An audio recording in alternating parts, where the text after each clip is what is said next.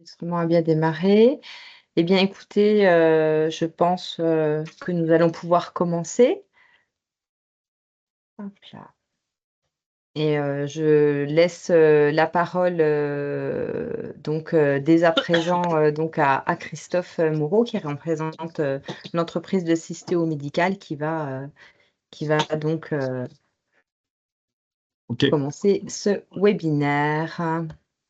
oui. Bonjour à tous. Merci de participer à ce webinaire sur comment poser les jalons techniques réglementaires pour assurer sa levée de fonds.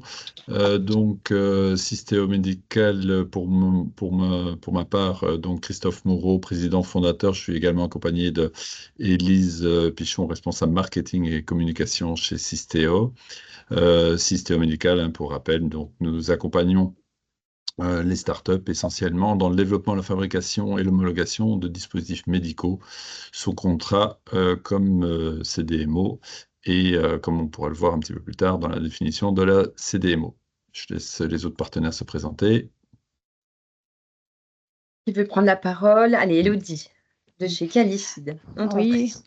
bonjour à tous. Merci à Village by CA et à Systéo de m'avoir convié pour co-animer ce webinaire. Alors, en quelques mots, donc je suis Élodie Panier, la cofondatrice et directrice générale de Calicide. Calicide, c'est un nouvel acteur du capital innovation. On a été créé il y a un peu plus d'1 an dans la région lyonnaise pour soutenir les entreprises innovantes dans le secteur health tech, on va dire, dans le secteur de la santé. Et nous intervenons principalement dans les opérations tour de table seed, voire pré-seed, selon la définition que l'on donne. Alors, qui prend la suite? Je prends Alexandre? la suite, Allez, c'est parti. Merci beaucoup pour l'invitation déjà. Alexandre Cordier, moi je représente Supernova Invest. Donc nous, pour la petite histoire, à la base, on gérait le fonds qui s'appelait CEA Investissement et qui investissait uniquement dans les sociétés qui sortaient du CEA. Et en 2017, on a spin-offé pour créer Supernova Invest et nous permettre d'investir à travers l'Europe sur 4 verticales majeures qui sont la microélectronique, l'énergie et l'environnement, la medtech et l'industrie 4.0. En medtech, on va investir au sens large sur tout ce qui va être du diagnostic jusqu'à des dispositifs médicaux de classe 3. Et on va investir sur des tickets qui vont être de l'ordre d'1,5 million jusqu'à 12 millions, primo-investissement, donc du seed jusqu'à la série CD. Et voilà, moi, personnellement, je suis spécialisé en medtech, je suis pharmacien de formation et plutôt sur la partie seed de Supernova Invest. Donc, ravi de vous rencontrer. Merci Alexandre. Et Guillaume Blanchet, je t'en prie pour prendre la parole et présenter UI. Bonjour, donc Guillaume Blanchet, je suis directeur associé du investissement. Sur la partie innovation, j'ai à peu près 350 millions d'euros, principalement des fonds régionaux. Donc on gère des fonds sur les territoires en région pour accompagner les entreprises qui naissent dans les différentes régions où on est présente. On investit des tickets de 100 000 à 1 million d'euros. Donc on est généraliste sur ces véhicules-là. Et puis, on a des fonds thématiques nationaux qui, eux, peuvent investir de partout dans le territoire, et dont un fonds dédié au deep tech et un autre fonds dédié à la santé.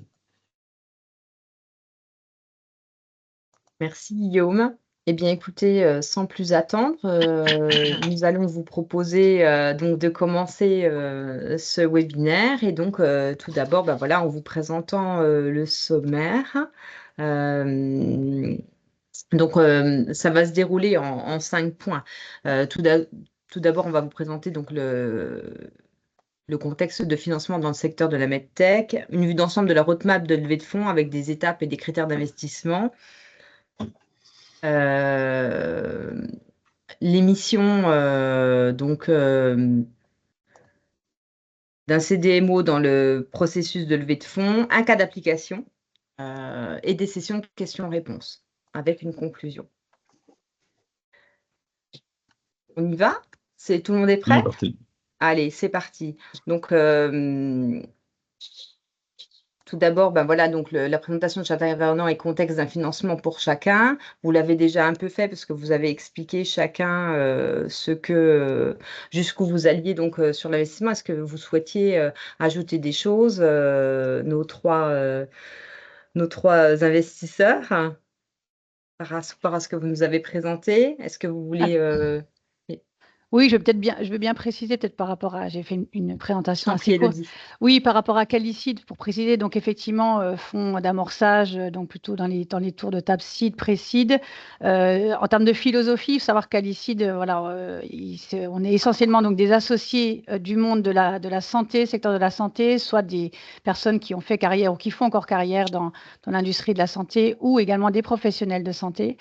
Et l'objectif de Calicide, c'est vraiment d'être des partenaires investisseurs. Donc, notre ADN, c'est bien évidemment de soutenir financièrement avec un apport au capital. Donc, nous, notre ticket, il est de 100 000 euros. Hein, donc, on intervient sur des tours de table qui sont en général de 300 à 1 million d'euros avec d'autres investisseurs, donc des co-investisseurs. Et nous, notre participation est environ 100 000 euros.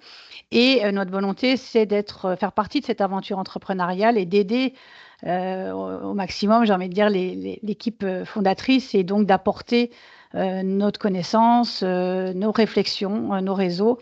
Et pour cela, on a le souhait de participer au comité stratégique de la start-up. Donc, ça fait partie des points que l'on dresse, on va dire, ou que l'on précise dès le démarrage dans nos discussions avec les startups. Et puis, quand je parle de spécialisation santé, on intervient majoritairement effectivement dans les medtech, hein, donc ça englobe beaucoup de typologies de startups, tant dans le développement de dispositifs médicaux, mais également dans le domaine des dispositifs médicaux de diagnostic in vitro, mais on s'intéresse également au secteur donc numérique santé, et puis à des secteurs, on va dire des sociétés qui vont développer des plateformes technologiques ou des technologies d'intérêt dans le secteur de la santé toujours, et également le secteur de la bioproduction. Voilà. Et quelques biotech, mais ça sera, on va dire, quelques participations pour Calicide, et on vise une 12aine de participations globalement dans ce véhicule. Voilà, pour compléter, peut-être juste aussi en termes de territoire, j'ai dit que nous étions basés effectivement en région lyonnaise, et on va dire, soutenir majoritairement des sociétés start-up basées sur la région Auvergne-Rhône-Alpes, mais pas uniquement. On a élargi également à la Bourgogne-Franche-Comté, Île-de-France et une partie de l'Occitanie. Voilà, globalement, notre critère, c'est à peu près à proximité de Lyon, enfin à 2 heures de Lyon. L'idée étant aussi d'être dans une certaine proximité avec les startups que l'on accompagne. Voilà, peut-être quelques compléments. Très bien, merci beaucoup. Est-ce que quelqu'un d'autre voulait reprendre la parole?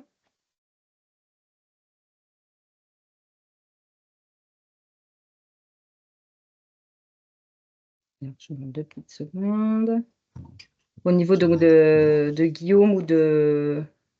Oui, juste rapidement pour faire un petit panorama de notre expérience dans la santé, sur le côté investissement, on a aujourd'hui un peu plus de 50 entreprises qu'on a financées dans ce domaine-là. Parmi les plus connus, et il y en a qui ont fait l'actualité récemment avec Amolite, Mablink en termes de session, mais sinon plutôt un portefeuille orienté effectivement sur la medtech plus que la biotech, même si je viens d'en citer 2 qui sont un peu en frontière.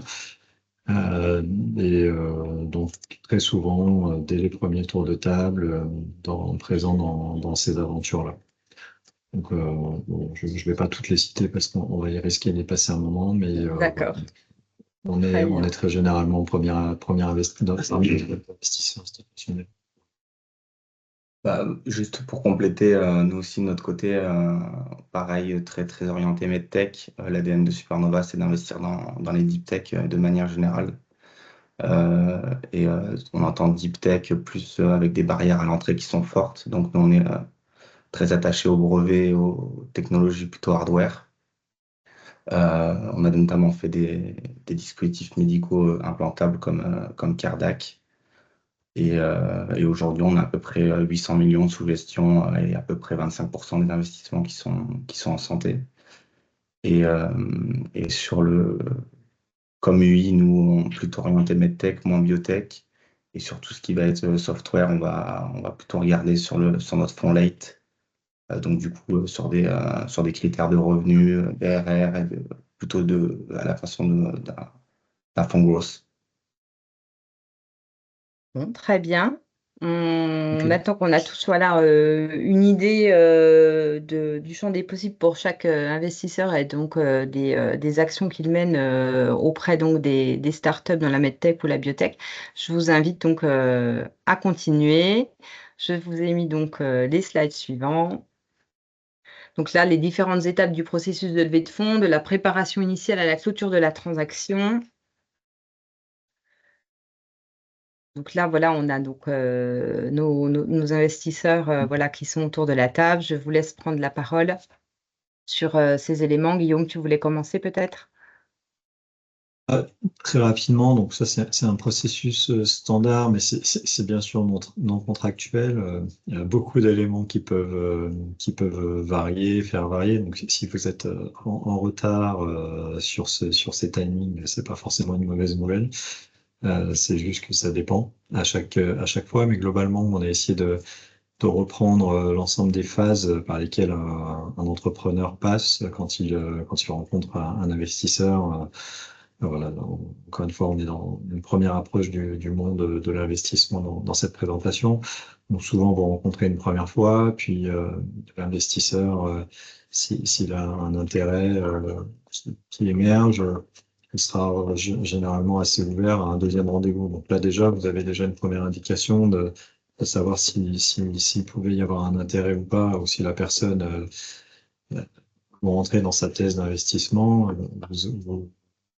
Voilà, si vous n'êtes pas dans la thèse d'investissement de la personne, il y a très peu de chances d'aller accepter un deuxième rendez-vous. Et c'est souvent ce deuxième rendez-vous, en fait, qui va vous permettre derrière de déclencher un intérêt réel chez un investisseur pour se dire, OK, j'ai envie d'engager des ressources et du temps. Parce que nous, comme les entrepreneurs, notre principale ressource, c'est notre temps. Parce qu'on rencontre, je parle pour ma part, plusieurs centaines de projets et de dirigeants par an. Et on va en choisir au final que 3, 4, 5 nouveaux qu'on va accompagner. Et donc, on ne peut pas passer le même temps d'études sur tout le monde. C'est humainement impossible, bien qu'on les recrute. Je suis pas tout seul, j'ai une équipe avec moi. Et voilà, notre temps est vraiment quelque chose de précieux. Donc, au-delà du deuxième rendez-vous, on a un premier filtre qui fait qu'on y passera relativement assez rarement. Mais quand on y est, ça ne veut pas dire qu'on ira au bout de la même manière. On va prioriser ce qu'on va étudier. Il y a des points sur lesquels on va très vite vouloir avoir des éclaircissements qui vont nous permettre d'avoir des premiers go-no-go qui vont nous stopper ou pas. Donc c'est pareil, ça se fait par étapes. C'est pas une black box à ce moment-là. L'étude, c'est souvent beaucoup d'échanges et d'interactions avec les entrepreneurs et son environnement, et l'environnement direct, son marché, des clients potentiels, etc. Donc là, on met 2 à 6 semaines, voilà, parce que c'est très variable. Ça dépend de la dynamique du deal, ça dépend du temps qu'on a et consacré à ce moment-là. Ça dépend de la vélocité des échanges qu'on a avec les entrepreneurs et l'environnement. Si à chaque fois qu'on vous sollicite pour un nouveau rendez-vous, il faut attendre 2 semaines, 3 semaines avant d'avoir la réponse. Bon, voilà, c'est des choses qui arrivent. Chacun a ses propres contraintes. Donc voilà. Dans tout ça pour dire, après, vous avez éventuellement le stade du comité et puis la finalisation juridique de l'opération. Bon, tout ce process-là, un investisseur comme nous et d'autres, on a des temps incompressibles. On a la capacité, je pense, à pouvoir faire, on l'a déjà fait entre premier rendez-vous et comité, un temps de 2-3 semaines. C'est quelque chose qui est envisageable, mais très très rare. Souvent, ce temps va varier entre plutôt 1 mois, 1 à 3 mois. Et puis le reste, moi, ça dépend vraiment du nombre de personnes que vous aurez autour de la table, du nombre d'investisseurs, des avocats. Beaucoup d'avocats vont vouloir faire passer plus de temps pour facturer plus d'honoraires. Donc voilà, beaucoup de variables qui rentrent en compte, mais globalement, vous avez, je pense, une bonne idée là avec ces étapes et ces temps de ce à quoi ressemble une opération de levée de fonds. Merci. Peut-être juste pour ajouter aussi, j'ai l'impression que le temps le plus variable entre les fonds, c'est surtout l'instruction. Parce qu'il y a des fonds lead où, par exemple, nous, chez Supernova, on est toujours lead. et on a une grosse appétence sur les technos de rupture. Donc, on a des instructions qui sont plus de l'ordre de 6-8 semaines plutôt que 2, puisqu'on va toujours aller en profondeur sur l'étude, alors qu'il y a des fonds qui sont un peu plus followers et qui eux, vont prendre un temps plus court. Ils vont même pouvoir s'appuyer sur les notes de fonds lead. Donc, c'est vrai qu'il y a une grosse variabilité entre les fonds sur la phase d'instruction. Élodie, vous vouliez rajouter quelque chose?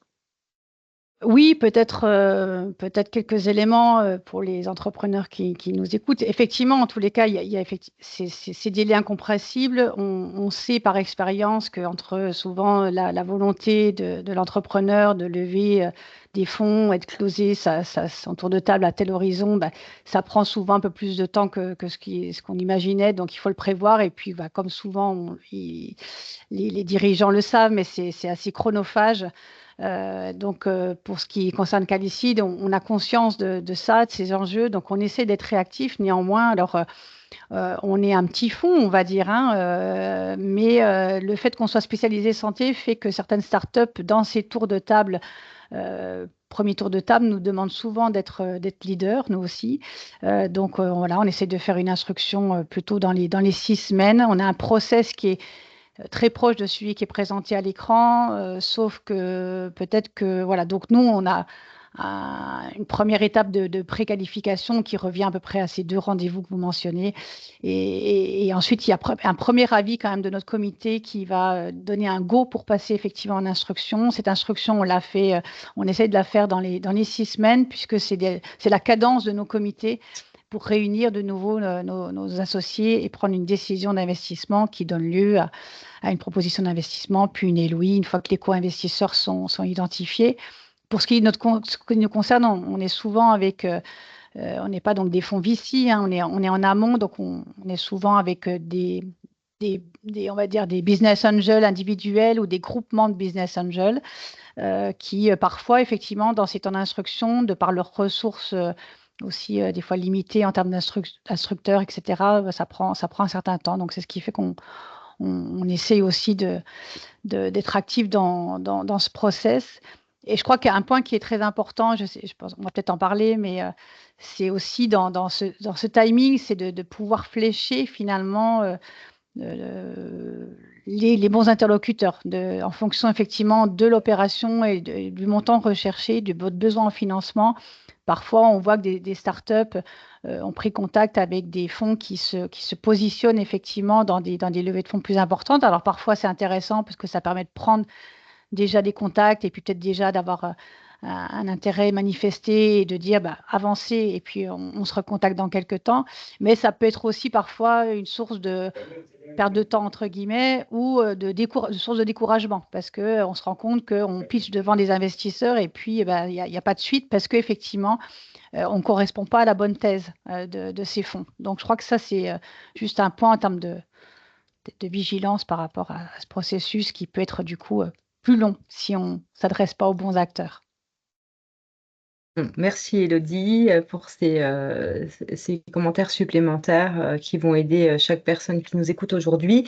Nous avons déjà des questions dans la conversation, donc continuez à en mettre. En fait, on les traitera tout à la fin lors du moment d'échange comme prévu. Donc n'hésitez pas si vous avez des questions à les mettre dans le chat puisqu'on les traitera au fur et à mesure.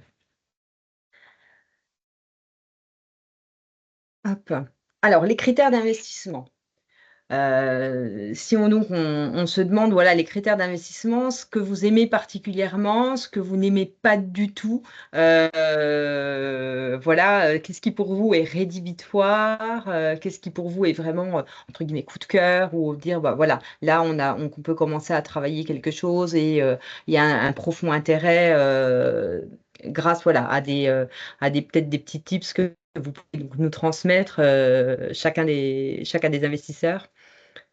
On commence déjà par ce qui peut vraiment faire la différence.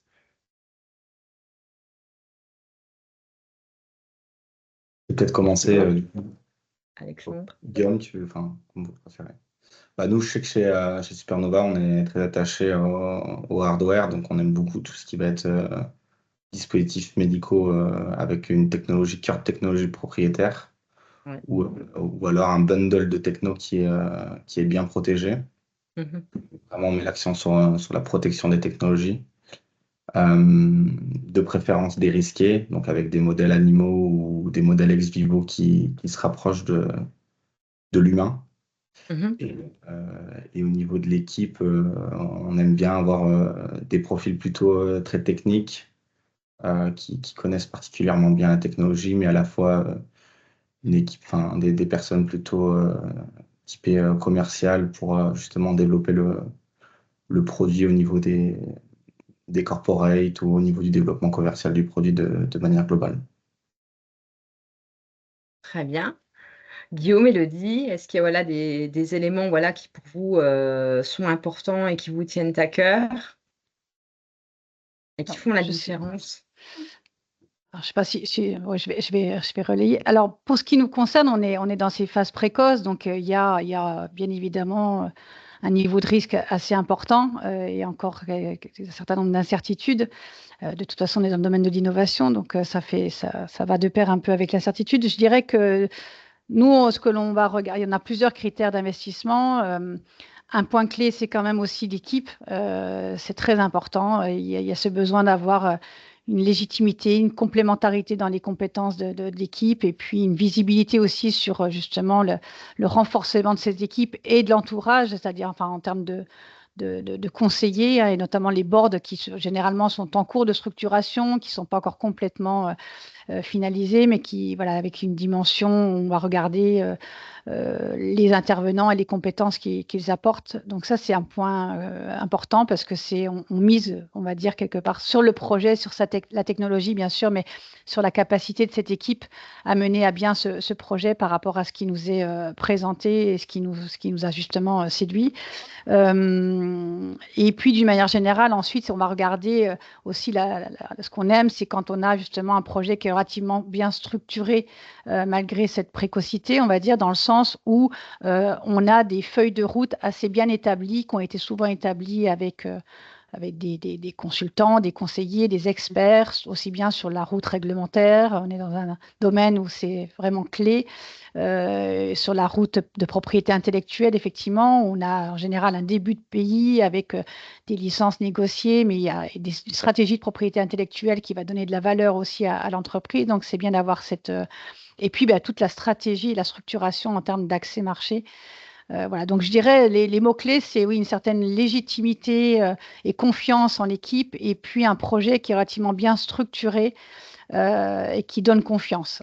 Voilà, en dehors, bien sûr, de l'intérêt pour la technologie et son attractivité, notamment par rapport au marché, et le fait qu'on valide qu'il y a bien effectivement une solution qui est apportée par rapport à un besoin fort du marché et une bonne réceptivité. On va beaucoup, effectivement, de notre côté, valider l'intérêt des professionnels de santé ou des industriels de santé, tout dépend du type de business model concerné. Donc, de valider effectivement cette attractivité, cette réceptivité, cette capacité d'adopter cette innovation. Nous aussi, on est dans le domaine deep tech, donc souvent avec des ruptures qui peuvent aussi générer des ruptures ou des grands changements de pratique. Donc, c'est comment tout ceci est accueilli ou prévu justement par la startup pour accompagner ces changements. Voilà, quelques points que je pouvais peut-être citer, mais j'en aurai d'autres. Je vais laisser la parole. Merci, Élodie. Guillaume, tu souhaitais ajouter quelque chose? Oui, je vais faire une réponse un peu. Je vais essayer de sortir un peu des sentiers conventionnels et de ce que vous entendez de partout quand on vous dit que les investisseurs aiment bien. En fait, ce qu'ils vous disent pas forcément, c'est que souvent, enfin en tout cas, nous, quand on investit tôt, et souvent sur des sujets qui vont nécessiter ensuite beaucoup plus de moyens, beaucoup plus de levée de fonds. Et quand on intervient, en fait, on est par définition dans les entreprises qui manquent de beaucoup de structure et de structuration. Et en fait, du coup, on a toujours des raisons de pas vouloir faire ou de faire un dossier parce que tous les dossiers qu'on regarde au stade où on intervient sont imparfaits par définition. Ce sur quoi on va se concentrer principalement, ça va vraiment être l'équipe fondatrice. Bon, ça, c'est vraiment le point qui est clé. Et sa capacité à démontrer, à convaincre d'autres personnes de leur entourage scientifique, proches, des personnes qui sont d'un entourage scientifique pas proche, donc des personnes à qui, tiens, on leur parle du projet. Est-ce qu'un sujet qui peut paraître nouveau et pas consensuel peut le devenir assez rapidement, assez facilement, dès qu'on commence à en parler autour de nous? Donc voilà, ça c'est des choses qui sont des premiers indices qui vont nous montrer qu'il y a effectivement, on a des personnes qui ont une capacité non seulement potentiellement de développer le produit et de l'emmener jusqu'au bout. Ça, à la limite, il y a plein de chemins potentiels pour développer une innovation technique, technologique. Si on part du principe qu'ils arrivent à bien défendre et à bien vendre leur idée, normalement, ils sauront s'entourer, ils sauront trouver les bonnes personnes pour les accompagner, aller jusqu'au bout de ce parcours. Mais surtout, ce qui est important, c'est qu'on voit trop souvent des projets qui effectivement se concentrent uniquement sur leur technologie, développent leurs produits technologiques, pensent avoir la meilleure façon de faire, etc. Enfin, des façons de faire et d'emmener votre produit sur le marché. Très sincèrement, si on rentre dans les détails, il y en a 10 000. C'est pas ça qui fera la différence. Un petit peu, si ce sera d'être assez malin pour trouver le ou les bons chemins qui vous emmèneront rapidement, de manière assez maligne sur le marché le moins cher possible. Mais c'est surtout d'accéder à ce marché et d'accéder en fait à ces clients et où c'est stratégique avec lesquels vous allez tisser des liens pour assez rapidement avoir des partenariats de distribution et que ça se fasse. L'enjeu, il est là. L'enjeu, il est dans quelle mesure vous nous montrez que votre produit va se vendre et à qui et comment. En tout cas, nous, c'est ce qu'on regarde chez nous. Juste pour ajouter aussi, Je t'en prie, Alexandre. Je remercie Guillaume. Vas-y. Je trouve important aussi lors de la levée de fonds, de bien identifier les risques aussi. Voilà. D'avoir une équipe qui Avec la région sur un miroir, comme tu veux. On va investir ou pas? Non. Ok. Bah, peut-être aussi, peu de bruit. D'avoir une équipe qui a bien identifié les risques, justement, une roadmap bien définie et de savoir que cet investissement et les efforts humains et financiers qui vont être déployés vont permettre d'amener la société à un autre level, soit pour une sortie ou soit pour un nouveau stade de financement. Donc, bien important d'identifier ces risques en amont de la levée de fonds. Oui, j'allais effectivement rebondir, alors peut-être sur 2 points par rapport à ce qui a été dit par Alexandre et Guillaume, puisque j'ai effectivement dit que Calicide intervenait très précocement et en même temps, je vous parle de structuration. Donc, on peut se dire, l'idée, c'est qu'effectivement, il y ait déjà une certaine... c'est aussi une façon de voir la manière dont les fondateurs, les dirigeants vont effectivement pouvoir conduire ce projet avec un certain nombre de jalons encore à atteindre et important et effectivement en capacité à s'entourer, à convaincre. Et en ça, il peut y avoir des risques. Il y en a. La question, c'est effectivement, est-ce qu'ils ont été identifiés? Quelles solutions sont déjà éventuellement envisagées pour les combler? Et puis, à ce stade-là, il peut y avoir encore plusieurs scénarios. Et des fois, le business model n'est pas complètement quand même posé. Il y a encore des réflexions et c'est en ça que Calicide aussi entend pouvoir participer dans ces réflexions stratégiques parce que tout n'est pas bien évidemment défini à ce stade-là. Donc, c'est de participer et d'être dans de la co-construction, de la co-réflexion. Et donc, voilà, il y a une certaine structuration, mais encore une fois, dans le degré que l'on attend à ce stade-là. Hein, on est conscient aussi qu'on est précoce, donc on ne peut pas avoir tout traité encore de manière précise, mais il faut encore une fois donner confiance et voilà, c'était juste pour rajouter ces points-là. Merci Élodie. Donc on voit bien que là, il y a beaucoup qui posent sur l'équipe dirigeante ou le dirigeant lui-même. Et donc maintenant, on a dit voilà ce que vous attendiez vraiment lors d'une rencontre. Et c'est quoi en fait qui pourrait être vraiment rédhibitoire Ou là, vous dites non, Alors, là, c'est juste pas ouais. possible. Je vais prendre la main là-dessus en premier, mais pour moi, c'est un petit marché. Faut pas oublier qu'un investisseur, bien que tout le monde dit on est là pour se développer et accompagner, au final, le but du jeu, c'est quand même de gagner de l'argent pour pouvoir le renvoyer à nos propres investisseurs, mettre de l'argent dans le fonds. Et donc, ça fonctionne. Il faut que le projet que l'on vise adresse un marché qui soit potentiellement là à la fin, et qui soit suffisamment gros pour que l'entreprise puisse vraiment avoir de la valeur et se développer. Donc ça, je pense que c'est un des critères. On voit trop souvent des projets médicaux, medtech. Du coup, il manque cette vision business marché. Ça, c'est rédhibitoire, mais surtout, des fois, quand elle est là, on nous amène en nous présentant des marchés qui finalement sont pas si excitants, eu égard à tous les investissements qu'il faut réaliser pour y aller dessus. Donc ça, je pense que c'est des questions vraiment. Enfin, pour nous, c'est quelque chose qui est complètement rédhibitoire. D'un point de vue, et je pense que c'est la même chose pour tous les investisseurs de manière générale, mais trop souvent, c'est encore des sujets qui sont mal compris par des profils qui sont très techniciens, très généralement, et qui ont justement du mal à avoir cette approche-là de quel va être le marché global au final, et comment on va créer de la valeur qui va se transformer en argent.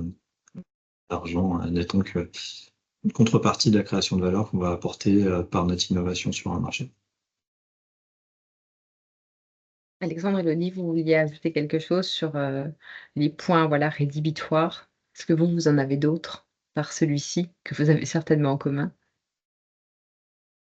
Oui, moi, pour peut-être faire le corollaire avec ce que j'ai dit dans ce qu'on aimait, c'est effectivement peut-être quand il y a trop de zones de flou, pour le coup, qui donnent pas confiance dans le projet, dans la manière dont il va être mené, et notamment effectivement très souvent parce qu'on a aussi des profils scientifiques où ce volet accès marché.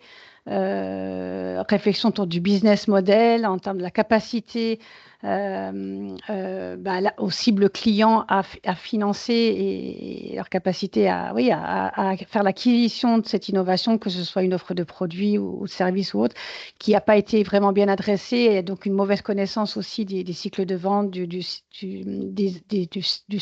acheteurs, enfin des réseaux d'acteurs, etc., qui interviennent dans les prises de décision. Donc tout ça fait que s'il y a une méconnaissance complète de ces points-là, c'est vrai que c'est pour nous, ça va être source de risque, ou en tous les cas, on va demander. Ça ne veut pas dire qu'on n'exclut pas, parce que si effectivement on a un sujet qui est intéressant, on peut demander à ce que ce soit un peu plus poussé. Sur les cas, c'est ce qu'on va conseiller de faire. Et puis parfois, on a des belles surprises. On voit que cette réflexion est menée, et on a un business model qui semble plus viable, et puis surtout une meilleure connaissance de l'accès au marché. Donc ça, c'est des points importants. Et oui, cette notion de flou. Et puis oui, là, encore une fois, sur la confiance, à l'inverse, la confiance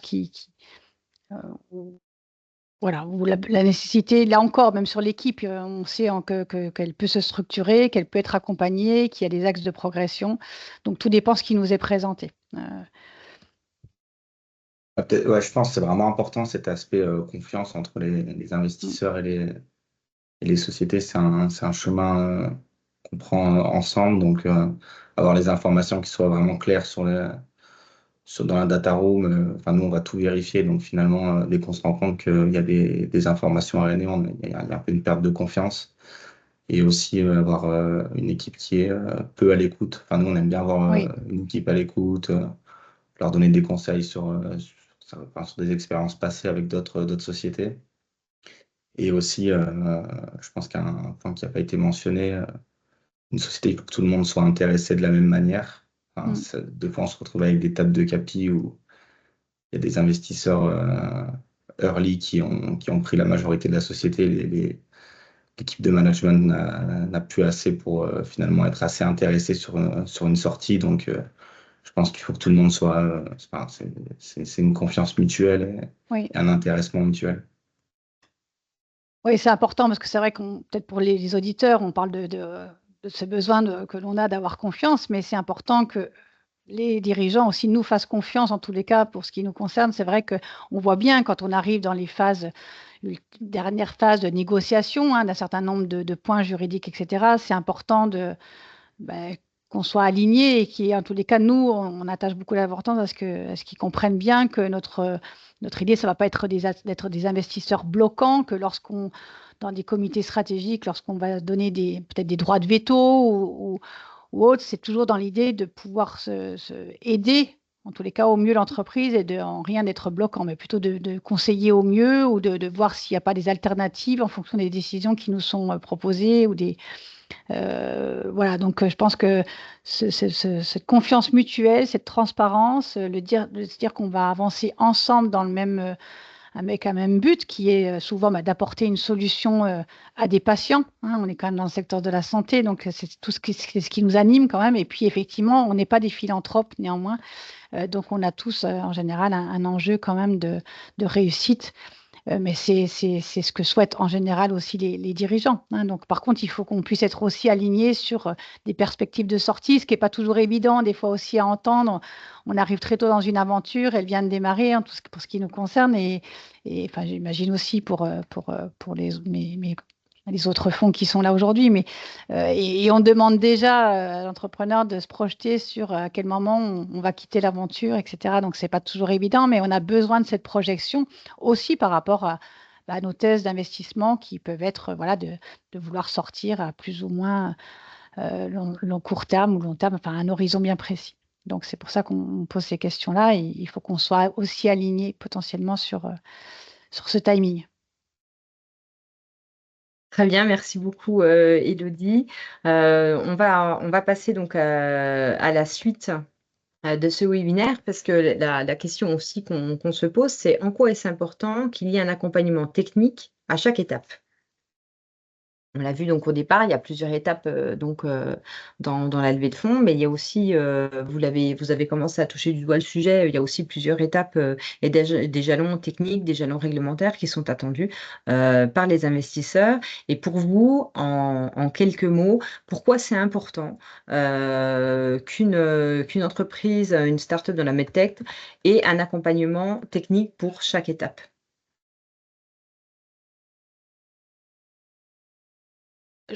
Alors pour ce qui nous, je crois que on a évoqué le fait que cette phase d'instruction, c'est un travail fastidieux, surtout quand on est effectivement fonds leader ou parfois d'autres fonds vont s'appuyer sur notre propre instruction.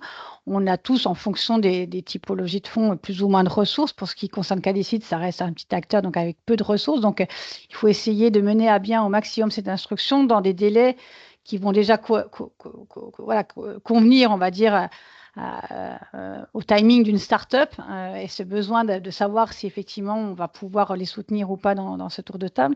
Et puis, et en même temps, souvent énormément de sujets à aller creuser. Donc, au-delà du fait que c'est sans doute préférable aussi pour minimiser les risques et donner une meilleure connaissance, meilleure conscience des enjeux ou des roadmaps et des timings à prévoir et les budgets aussi à financer pour la start-up.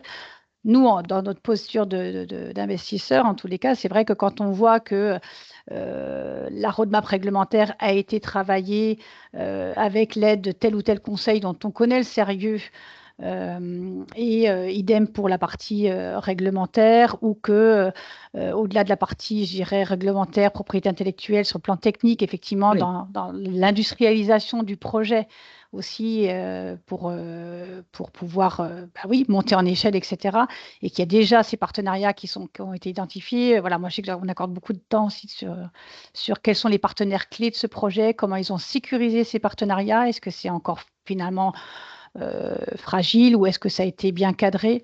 Voilà, ça donne encore une fois, ça permet de nous rassurer aussi et de pas toujours aller complètement tout en profondeur parce qu'on ne pourrait pas faire des due diligence non plus sur toute la propriété intellectuelle de manière très approfondie, etc. Et on n'a pas des experts pays, vous voyez, en interne. Donc, c'est ça, c'est savoir ils ont été accompagnés par des experts dans leur domaine sur ces différents enjeux.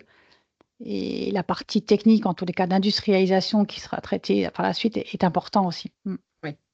Très bien. Alexandre et Guillaume, vous souhaitiez ajouter quelque chose voilà, sur la nécessité voilà, d'être accompagné techniquement et pour poser bien les jalons en corrélation avec les jalons que peuvent attendre des investisseurs.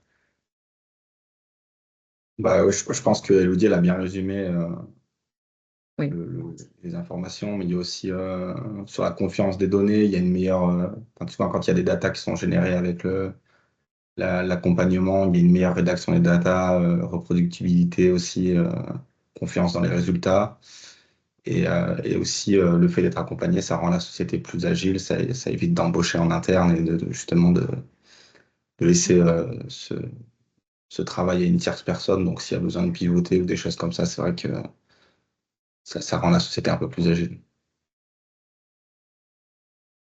Guillaume, on t'entend pas. Ce qu'il faut vérifier éventuellement, c'est quand vous choisissez un prestataire, demander avec qui il a travaillé, valider ses références. Est-ce qu'il a d'autres startups qui ont levé des fonds, qui se sont bien développés?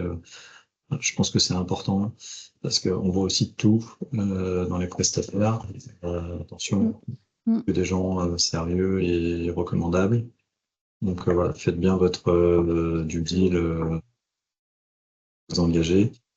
C'est sûr que c'est un gros plus du point de vue investisseur parce que à la limite, le risque technologique et technique, c'est celui qu'on acceptera le moins presque, sur lequel on acceptera le moins de se planter en tant qu'investisseur dans ces sujets-là. Pour nous, il ne va pas trop y avoir de surprise du fait de technicité de la production, de la fabrication, qui a un risque de marché et où que le produit in fine ne marche pas, ne rend pas le service attendu dans son application, ok, mais qu'on n'ait pas réussi à développer ce qu'on allait vendre, ça c'est un vrai sujet, on serait vraiment pas content, quoi. Merci à tous les trois. Sauf Et si donc, c'est connu dès le début et qu'on l'a accepté, pardon, mais c'est important d'avoir un bon prestataire, effectivement, d'un point de vue investisseur, c'est un gros plus. Et au-delà du prestataire, ce qui vient renforcer souvent cette expertise et on va dire rassurer potentiellement les investisseurs dans la capacité à déployer ce projet, c'est effectivement dans les membres du board ou les advisors, que ce soit des boards scientifiques, boards stratégiques, c'est effectivement d'avoir des personnes qui ont eu eux-mêmes potentiellement à mettre un produit similaire, on va dire, sur le marché, qui ont eux-mêmes connu aussi les différentes étapes avec les difficultés qu'on peut rencontrer, les verrouilles qu'il faut lever. Donc ça vient souvent, on va dire, s'adosser à des prestataires effectivement experts et puis d'avoir dans le giron proche des fondateurs, des advisors voilà, qui ont eu cette expérience industrielle ou cette expérience d'accès marché, etc., peut aussi renforcer, on va dire, notre confiance dans le projet. merci beaucoup. Et donc, aujourd'hui, et là, je vais laisser la parole à vous tous. Quel est le poids du réglementaire dans la valorisation d'une entreprise? Avec, on en a déjà parlé aussi un petit peu, mais le poids du marquage CE, etc. Quel est son, d'après vous? Moi, peut-être commencer, je pense que ça dépend vraiment des sociétés qui sont en question. Par exemple, sur un dispositif médical de classe 3, la valeur, elle est extrêmement grande, puisque souvent sur ce type de dispositif, une fois qu'elle est marquée, que ce soit la FDA ou le marquage CE, il y a une acquisition qui suit. Par contre, sur un dispositif de diagnostic où là, le marquage a moins d'importance et finalement, c'est l'adoption qui va être mise en valeur, l'adoption par les médecins. Là, du coup, c'est vraiment dépendant du type de dispositif et de l'utilité de ce marquage CE et de la difficulté à l'obtenir surtout. Est-ce que vous aviez donc quelque chose à ajouter? C'est très clair. Oui, c'est Très bien. clair. Donc là, oui, allez-y, Elodie. Non, mais c'est sûr que globalement, la valorisation, plus une entreprise, une start-up est proche de son marché et Mm. donc a franchi ces étapes réglementaires qui entendent toute la démarche auprès de l'organisme notifié et pour avoir le marquage CE ou la FDA pour le marquage américain. Et on connaît aujourd'hui le goulot d'étranglement et les freins que rencontrent les startups dans ce domaine, mais il y a bien sûr dans cette partie réglementaire, toute la validation clinique qui est clé aussi, et donc cette capacité à bien avoir dimensionné les études pour avoir le recrutement, les partenaires de ces études, pour ne pas trop glisser dans le temps. Donc, tout ça fait que forcément, plus on avance dans ces jalons-là et l'atteinte de ces jalons, plus on gagne en valorisation. C'est ce qui fait que, au démarrage, on a une valorisation qui doit être justement en accord avec, je dirais, ce degré d'avancement. Et c'est ce qui n'est pas toujours évident. Nous, on ne veut surtout pas dégrader la valeur et le travail qui a été fait par la start-up, mais on essaye d'amener une certaine conscience ou vigilance à la start-up en disant si vous êtes très haut aussi dès le démarrage, déjà, peut-être qu'elle ne va pas être acceptée cette valorisation parce qu'effectivement, vous êtes encore très loin de ce process de marquage, etc. Et puis derrière, il faut, s'il y a une autre levée de fonds qui est prévue à 12-18 mois et que vous espérez déjà avoir une valorisation rehaussée, il faut avoir ce qu'on appelle ces markups de valo. Donc, il faut avoir la possibilité de... Donc, si on part de très très haut, ça veut dire qu'il va falloir voilà, prouver cette valorisation au cours des 12-18 prochains mois, enfin, ce gain de valeur. Donc, voilà, c'est tous ces poids-là qui sont discutés. Mais bon, en général, la question de la valorisation dans les phases pré-seed, seed comme nous, sur les tours de table dans lesquels on intervient, très souvent, il y a aussi... bien sûr, on regarde ce qui a été fait, on regarde les budgets qui ont déjà été, les dépenses qui ont été allouées, mais souvent il y a une réflexion qui est faite aussi par rapport aux dirigeants de se dire bon bah je veux pour le montant recherché, je veux me diluer à pas plus de X% et ça peut donner déjà une estimation aussi de la valorisation. Ça se fait aussi comme ça. Merci Elodie. Donc là, on commence à toucher du doigt de plus en plus voilà, le lien étroit entre le volet de l'investissement, le volet du réglementaire et donc le volet technique.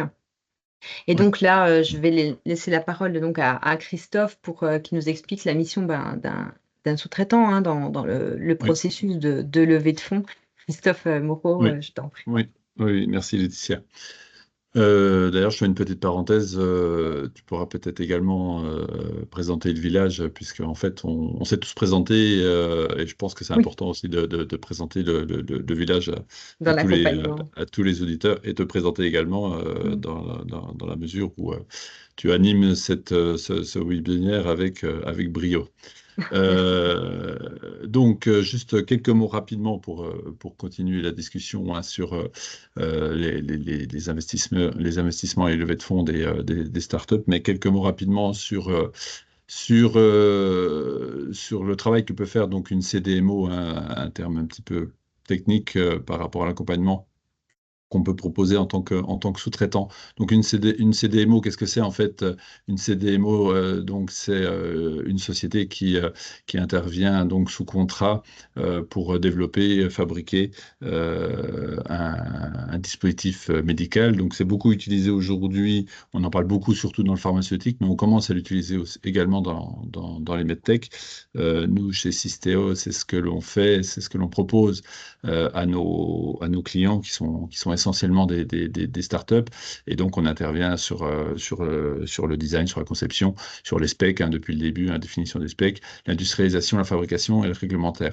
Par rapport à tout ce qui a été dit juste avant, effectivement, on voit l'intérêt qu'il y a de travailler ensemble avec les startups, enfin d'aider les startups dans les démarches de levée de fonds, parce que bien entendu, il y a pour une startup, il y a beaucoup d'inconnus pour mener à bien son projet et arriver jusqu'à la commercialisation, qui est en fait qui est le marché, qui est le Graal, on va dire, pour la startup, puisque c'est d'amener son produit sur le marché, de le commercialiser, de le vendre. C'est bien entendu ce qu'attend un investisseur.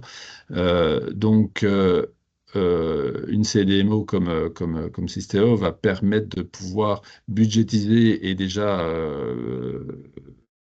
permettre d'évaluer les levées de fonds nécessaires hein, pour arriver jusque sur le marché, définir déjà des premiers prix de revient qui sont importants par rapport au prix marché, au prix de vente qui va pouvoir être réalisé.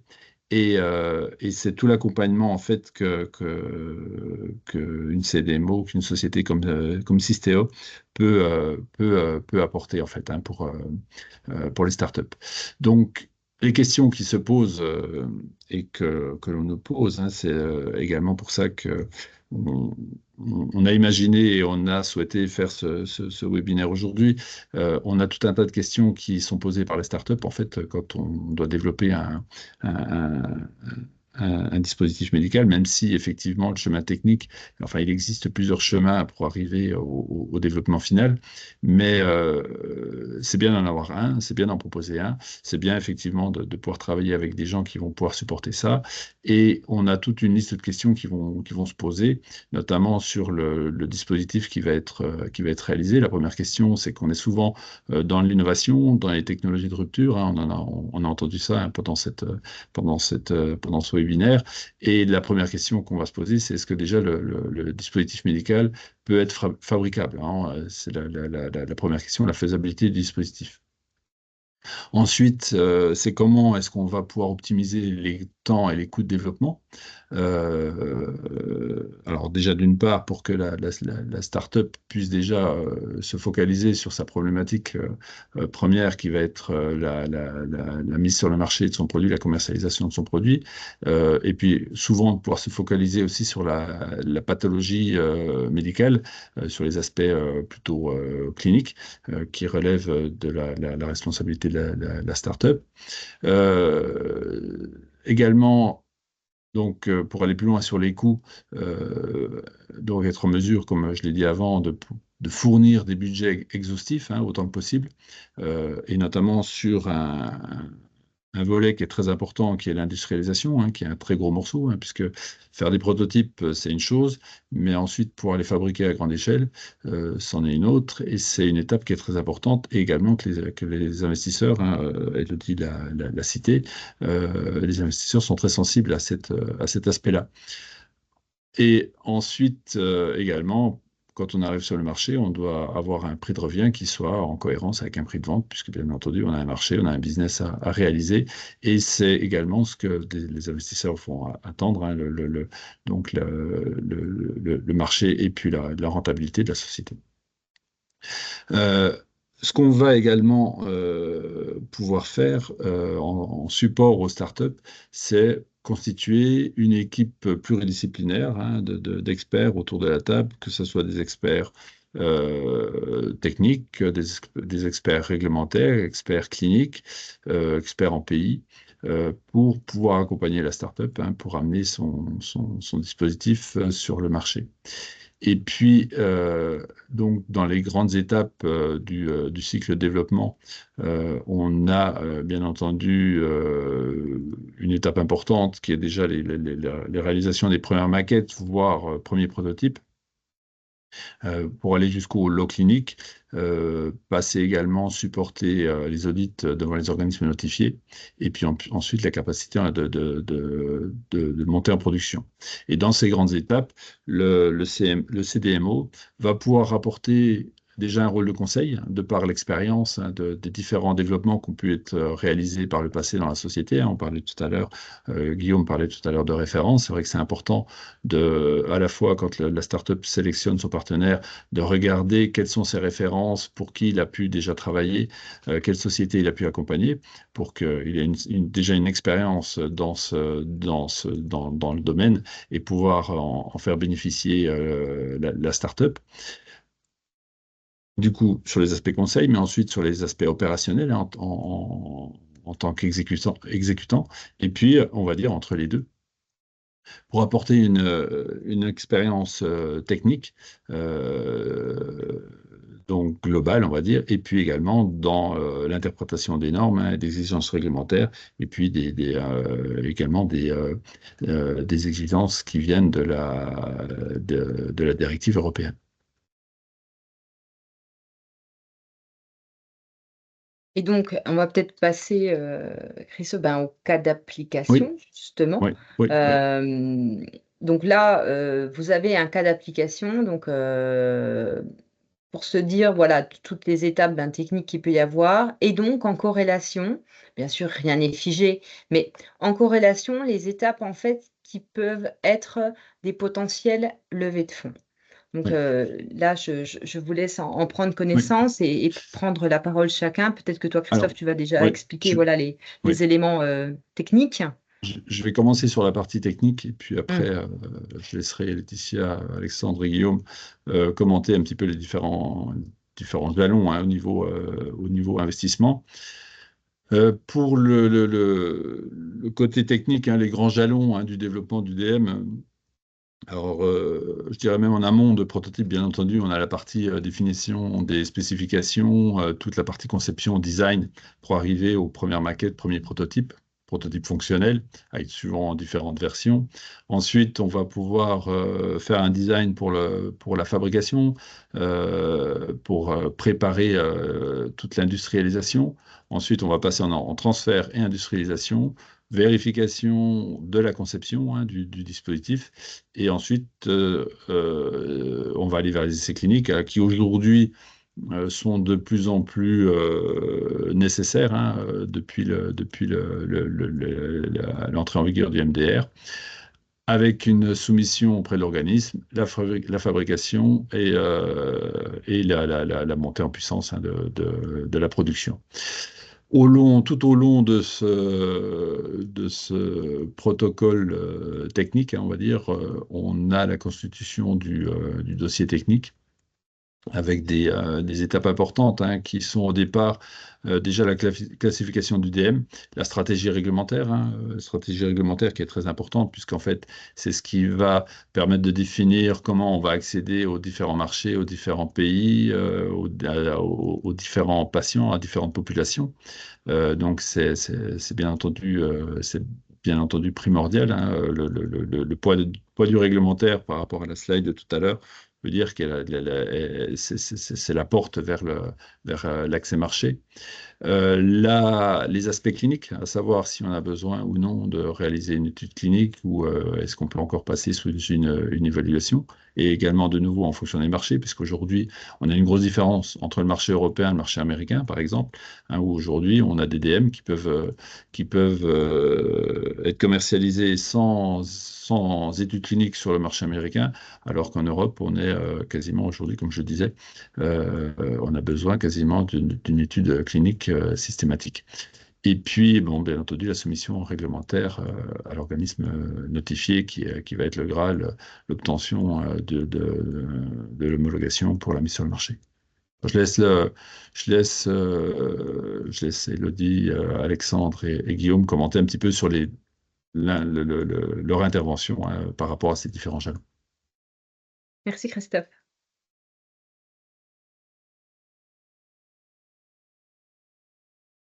Encore une fois, là, les chiffres qui vous sont mis en bas et les stades d'intervention, c'est du non contractuel. Ça dépend vraiment du projet, de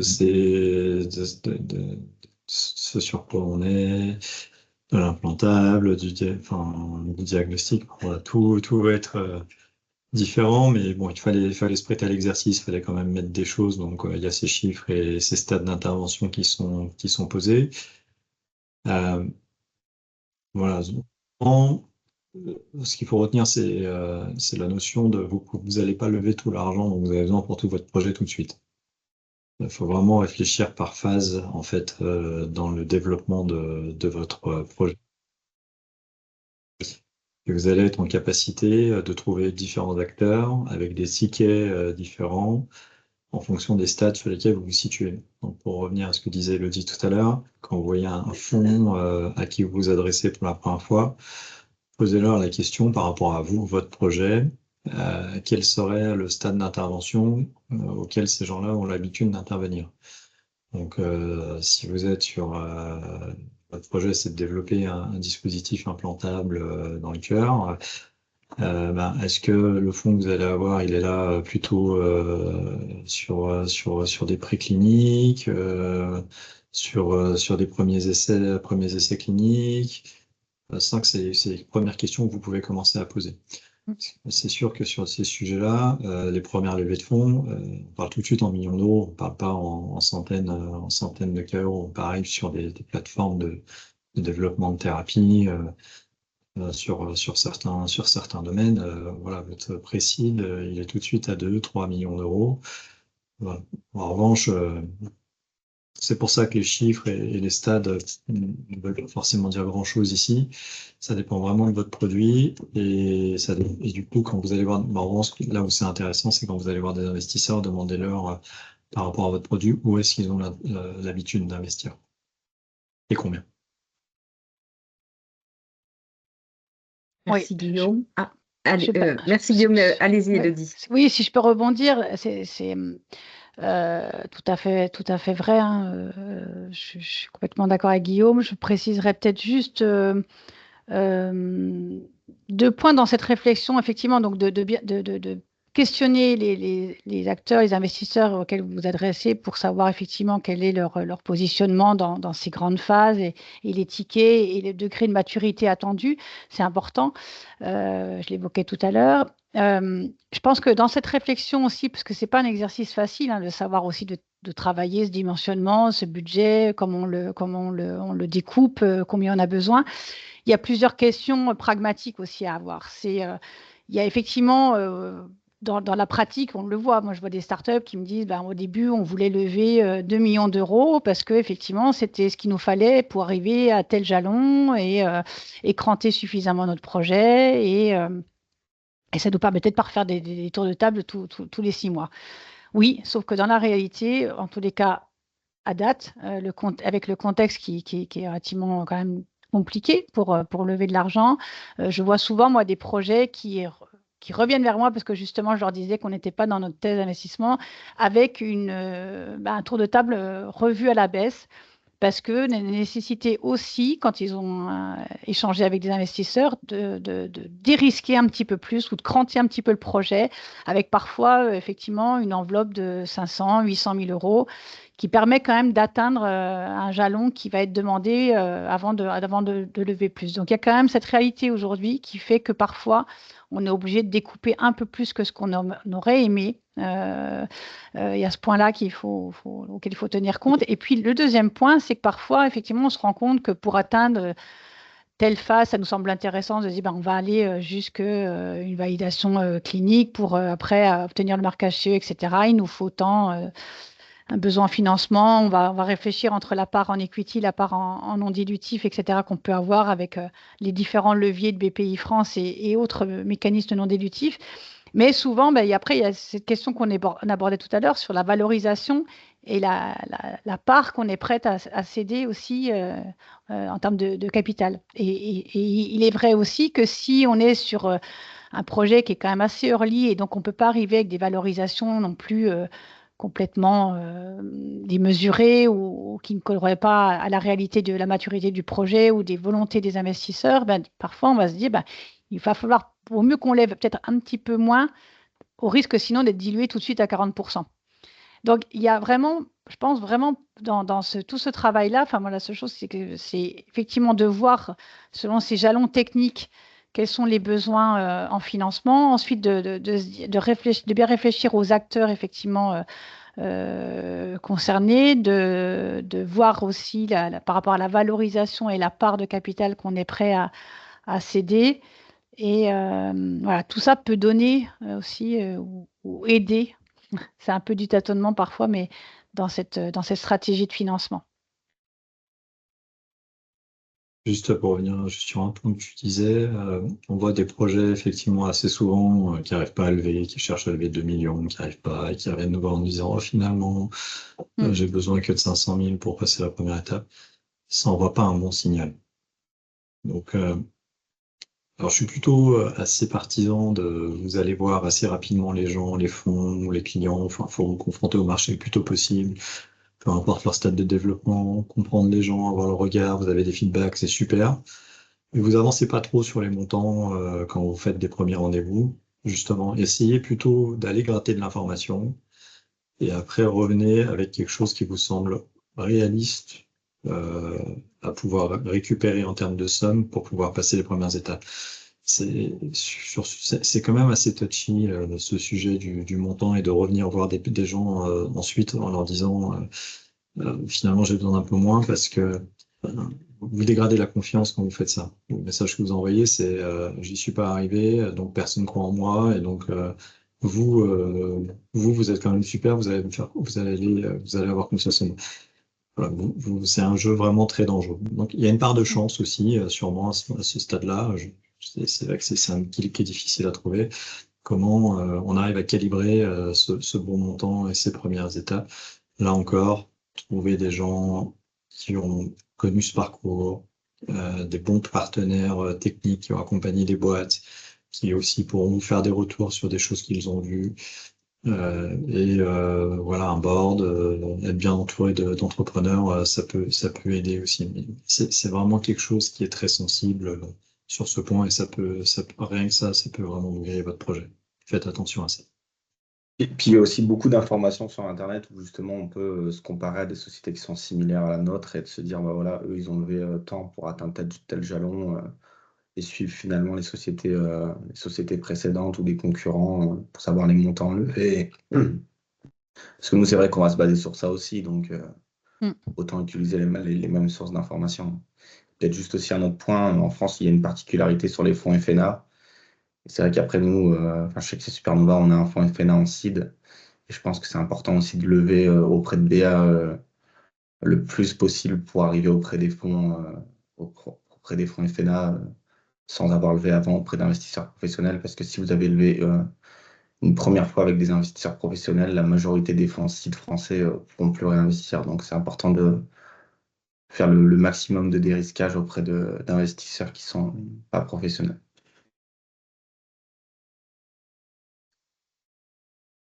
Oui, ou des fonds comme Calicide. On va dire qu'on est un peu professionnel quand même, mais effectivement, on est souvent dans des co-investisseurs avec des BA ou des réseaux de BA. Effectivement, c'est là qu'on se positionne. Mais c'est aussi pour ça qu'est né Calicide. C'était justement pour pouvoir aussi proposer des structures, on va dire une certaine structure avec un process, voilà, qui peut être un peu différent des business angels, et surtout que quand Calicide intervient, on a le ticket de Calicide et non pas effectivement 15 ou 20 BA individuels. Donc mais Ouais, on voilà. est dans cette famille-là, on va dire, en tous les cas dans ces tours de table-là. Et peut-être juste pour rebondir, je suis tout à fait d'accord sur le fait on a beaucoup parlé d'être convaincant, d'être en confiance et de donner confiance. Donc, quand moi, je vois des dossiers qui reviennent vers moi en disant finalement, je lève moins, c'est sûr qu'il faut voir ce qu'il y a derrière. Si je lève moins, mais finalement, en prétendant arriver au même jalon que ce qui m'a été présenté 2 mois avant avec le double du montant, c'est pas convaincant, hein, on va se dire que ça ne va pas. Si par contre, c'est effectivement plutôt suite à des remarques très, très réelles, hein, d'avoir échangé avec certains acteurs, certains fonds justement, qui se placent plus tard un peu plus en amont, en aval, pardon, et du coup leur disent on n'interviendra que si vous nous avez démontré la preuve ou avoir atteint tel ou tel jalon. Du coup, ils redimensionnent et ils se disent ok, alors pour atteindre tel ou tel jalon, finalement, avec ce montant-là, je devrais pouvoir y arriver. Et derrière, j'ai presque une assurance que je trouverai les fonds parce qu'ils se sont déjà positionnés, en cas de succès, bien évidemment. Donc, c'est sûr que c'est ce type-là, hein, que j'évoquais, et non pas de revoir son montant sans contrepartie ou sans réalité derrière. Mais l'exercice n'est pas simple, c'est ça qu'on peut peut-être dire aussi aux startups. C'est vrai que c'est pas forcément simple, donc ça demande d'être travaillé, structuré avec les advisors, avec des conseils, avec des acteurs, des partenaires industriels quand ils le peuvent. Donc. Très bien. Merci à vous 4. Eh bien, je vais en profiter parce que Christophe me l'a quand même souligné. Je me suis présentée très brièvement au départ. Donc, voilà, pour ceux qui ne connaissent pas le village Baïséa, donc on est un accélérateur de start-up. Moi-même, je suis basée en Franche-Comté, mais donc, on n'est pas le seul village. En fait, on est 44 à mailler le territoire, en France et en Italie et au Luxembourg. Et on accompagne donc tout type de start-up et tout type d'activités, dont les activités MedTech pour justement, et ça on en a beaucoup parlé donc en cette fin de matinée, pour accéder au marché plus rapidement, afin justement d'apporter les bonnes clés pour une structuration marketing commercial pour justement avoir l'idée, comme je reprends ce que disait Guillaume, trouver l'idée, le chemin le plus court pour accéder au marché en ayant bien sûr le soin de se confronter correctement au marché ou aux plusieurs marchés que l'on souhaite cibler. Et voilà, un exercice que l'on fait comme ce matin, c'est-à-dire des webinaires, des ateliers spécifiques, mais également des mises en relation avec des investisseurs, avec des experts techniques pour justement accélérer à chaque fois l'accès au marché, que ce soit sur le volet technique, sur le volet investissement ou sur le volet tout simplement connaître ses clients. Donc voilà ce que font les villages BayCA en France, en Italie, au Luxembourg, et donc moi aujourd'hui en Franche-Comté. Eh bien, on va arriver donc à la fin donc, de notre matinée et on arrive à la session de questions-réponses. Donc, la session de questions-réponses, en fait, elle a déjà commencé. Et je commence par la toute première question qu'on a eue en tout début, puisque beaucoup de personnes ont déjà mis dans les conversations, dans le chat, quelques questions. Donc là, la première question vient de Mathieu, qui nous dit qu'en termes de calendrier, à quelle échéance on atteint les 12 participations? Et si la première rencontre a lieu trop tôt, est-ce qu'il y a un risque de griller, entre guillemets, le projet où les investisseurs peuvent être ouverts à poursuivre les échanges plus tard? 2 questions en une. Qui souhaite prendre la parole? Bah, je pense que les 12 participations, c'était pour Calicide, non? Tout à fait, exactement. Ça Ah, concernait alors, j'allais Calicide, poser la qui est le question parce 10. que j'allais dire. Ah, pardon, parce que justement, je me dis, Oui, mais de quelles 12 c'était pour toi, Élodie. participations? Ah oui, ok, d'accord. Alors, pour moi. Alors, nous, on va normalement, d'ici la rentrée, on sera à peu près à 6, donc on aura à peu près atteint la moitié. Donc, voilà, on se laisse encore une bonne année, une année et demie, ça va dépendre un petit peu du rythme. Là, on est sur un rythme assez soutenu. On a finalement plutôt. Voilà, on va arriver, je vous dis, à signer à peu près 6 participations là d'ici l'été, enfin pendant l'été ou à la rentrée. Donc on se laisse voilà encore un an, un peu plus d'un an pour identifier nos autres participations. Et donc, on a une question donc, de Philippe qui suit. Donc, quel est le chiffre visé pour être assez gros pour justement prétendre donc aux premières levées de fonds? Pour être crois que c'était- Ou celle ensuite, quel est le chiffre visé? Alors, vous parlez peut-être en termes de valorisation là ou de Eh bien, chiffres? justement, Philippe, si vous souhaitez prendre la parole et agrémenter un peu votre question, vous êtes le bienvenu. Parce que je n'ai pas plus d'éléments que ça pour l'instant. Philippe, vous êtes là? Philippe Poriol? Il est indiqué en chiffre d'affaires à viser sur le chat. Très bien, merci. Ah, Ah oui. Pardon, oui, il y avait écrit visé, oui, ça a visé. D'accord. c'était peut-être par rapport à la remarque de Guillaume sur le fait qu'effectivement les investisseurs attendaient quand même à ce que ce soit le marché adressé soit suffisamment conséquent. Et donc peut-être les perspectives de chiffre d'affaires, je ne sais pas si ça s'adressait peut-être plus à. Bah, c'est une question, je sais pas, de logique, hein, de mathématiques. C'est quoi est-ce qu'il y a un marché, enfin, je vais retourner la question, je pense qu'est-ce qu'un marché de 5 millions d'euros, c'est gros pour. Ben, si vous n'avez pas de réponse à cette question ou si vous pensez que c'est gros, je pense que vous avez un gros problème et vous aurez beaucoup de problèmes à développer. Donc, pour moi, c'est des évidences en fait que sur des tailles de marché. C'est à mettre en face d'investissement, encore une fois, à mettre en face, mais pour développer une medtech et passer par du financement de capital risque d'investisseurs, il faut pouvoir montrer que des phases early stage, quand quelqu'un va investir, il sera capable de gagner 10, 15, 20, 100 fois la mise qu'il aura mise au départ. J'ai pas de chiffre, mais on parle de très hauts retours sur investissement, donc de valorisation qui doivent monter de manière très forte. Et pour qu'un acquéreur achète une entreprise à terme qui ait cette valeur, eh ben, ça veut dire que son produit doit pouvoir se répliquer sur des marchés immenses derrière. Donc c'est du bon sens économique.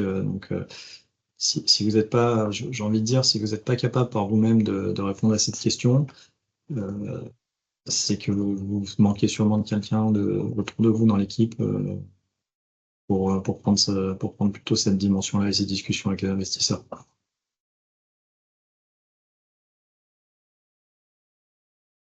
Donc on a est-ce que voilà, ça a répondu à vos questions sur ce sujet? Je passe à la suivante, on en a quelques-unes.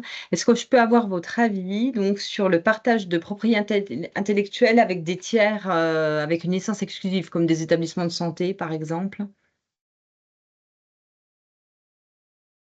Bah, peut-être juste pour Je peux répondre, préciser, je pense. pardon, excusez-moi, je peux préciser ma question. Je vous en prie. Oui, si vous le souhaitez. Donc, Luc Lepape, je représente le CHU de Brest et un tiers-lieu d'expérimentation. C'est-à-dire qu'on accueille des startups et on fait de la co-conception avec ces startups. Et souvent, notre question, c'est est-ce on souhaite avoir de l'API ou est-ce qu'on veut libérer cette API pour la startup et on se rémunère d'une autre façon? Voilà pourquoi l'objet de ma question. Merci pour les précisions. D'une manière générale, c'est vrai qu'on est dans des projets santé. Il y a très souvent une part d'innovation qui vient d'un laboratoire académique ou d'un centre hospitalier. Enfin, on est assez souvent face à ce sujet où la propriété intellectuelle n'appartient pas. Le brevet, en tous les cas, initial, n'appartient pas forcément à la start-up. Par contre, effectivement, ce qu'on regarde, c'est s'il y a bien une licence d'exploitation qui a été négociée, le territoire et l'exclusivité.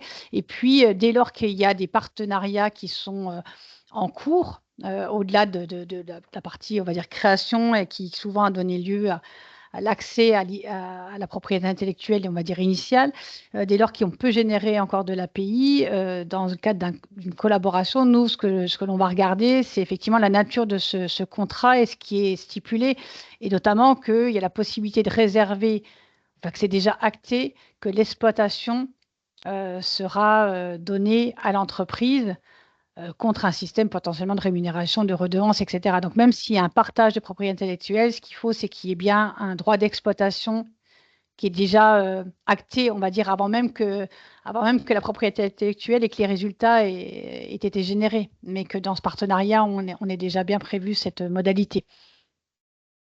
Je pense que le plus important, c'est que ce soit équitable entre la société et l'établissement de santé et que ça ne bloque pas un futur acquéreur aussi. C'est que les termes soient déjà bien définis en amont d'une acquisition. Sur ce sujet particulièrement, je vais vous renvoyer sur un livre blanc qui a été coécrit par des investisseurs et des académiques et des SAT, des organismes de transfert de technologie, qui a été sous l'égide de BPI France, qui s'appelle du labo à la start-up, dans lequel vous aurez un certain nombre de bonnes pratiques pour justement sur ce sujet en particulier. Merci beaucoup. Donc, on va passer à la question suivante. Et donc, est-ce que vous avez des critères d'impact au-delà de la valeur créée?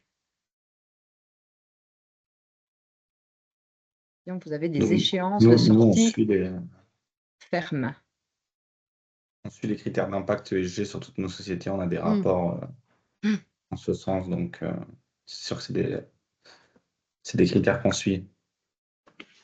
Et en termes d'échéance de sortie ferme, il y a toujours souvent des rendez-vous dans les pactes au bout de plusieurs années où en fait l'ensemble des actionnaires se réunissent pour essayer de vendre la société. Nous, je sais c'est des fonds qui sont sur 10 ans plus une année plus une année, donc maximum 12 années. Il faut qu'on soit sorti avant 12 ans après le début du fonds. Donc sur une société qui a été investie au bout de 5 ans, c'est 7 ans. Ça dépend du niveau du fonds. D'accord. Oui, bon, ça, c'est effectivement la réponse que tous les investisseurs vous feront. En fait, effectivement, il faut sortir. Maintenant, sortir, ça peut prendre plein de formes différentes. C'est pas toujours la session. Donc, voilà, c'est partir du principe que le projet doit se développer, il doit se développer relativement vite.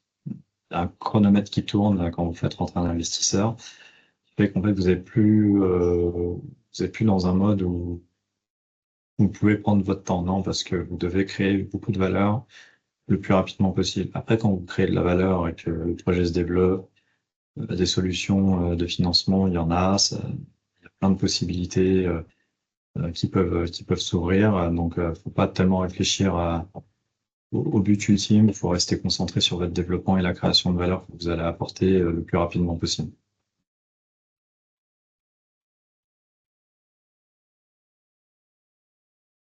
Très bien, C'est ce qui merci. permettra de générer des opportunités de liquidité.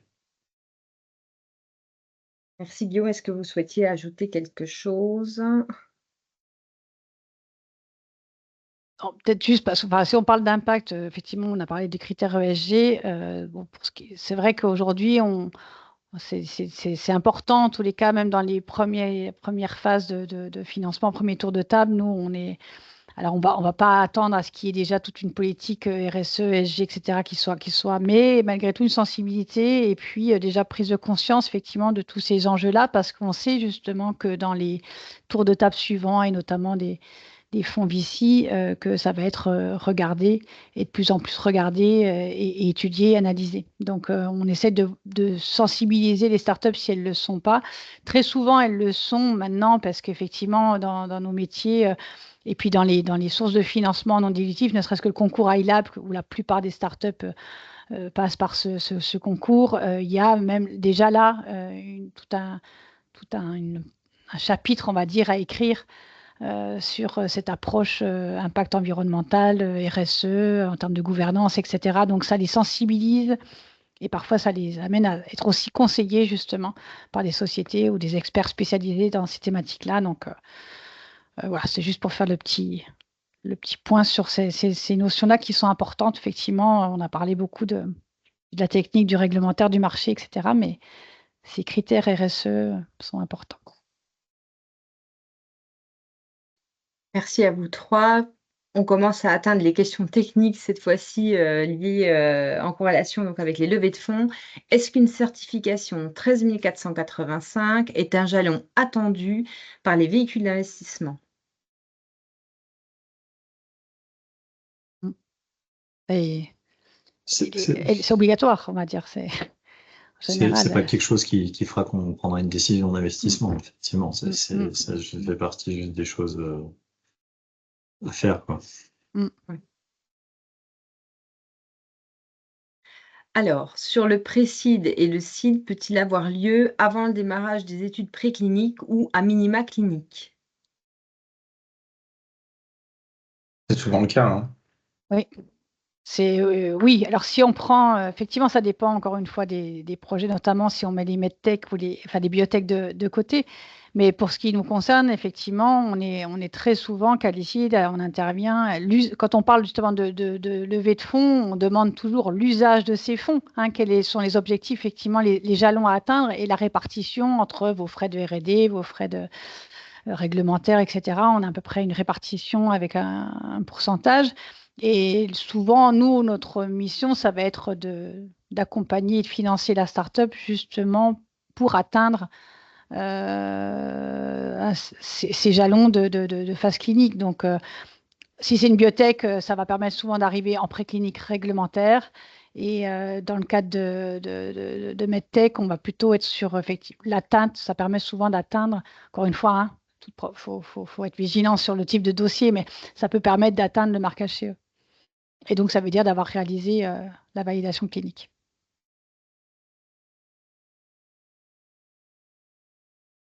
Très bien, merci. Encore 2 questions. Donc la prochaine, c'est que pensez-vous du crowdfunding? Est-ce que cela peut être un point négatif pour un fonds d'investissement si la société a réalisé un crowdfunding avant la levée de fonds? De toute façon, à partir du moment où c'est bien cadré, je pense qu'il n'y a pas de souci pour les VC. Il faut juste que ça soit bien cadré, que ça soit rassemblé dans une holding, qu'il y ait moins de soucis. Au Oui, niveau si de on travaille l'actionnariat. avec un acteur réputé du domaine, a priori, il n'y a pas de sujet. Au contraire, ce qui est important, c'est que ça vous ait permis d'avancer sur le produit.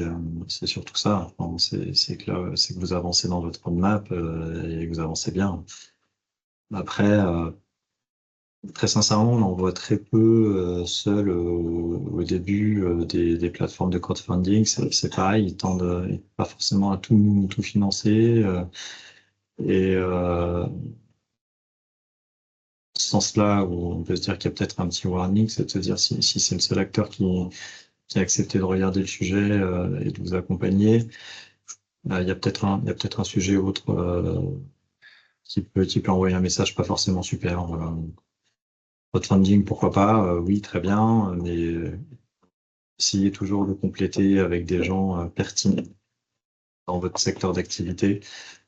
Ça peut être des professionnels de santé, ça peut être d'autres entrepreneurs de tissus similaires voilà, ou des business angels, mais essayez quand même de pas prendre de l'argent que pour prendre de l'argent sur un tour de table, mais aller chercher quand même une petite expertise en plus qui vous permettra d'avancer, mais surtout vous donnera un peu de légitimité sur le tour que vous avez constitué.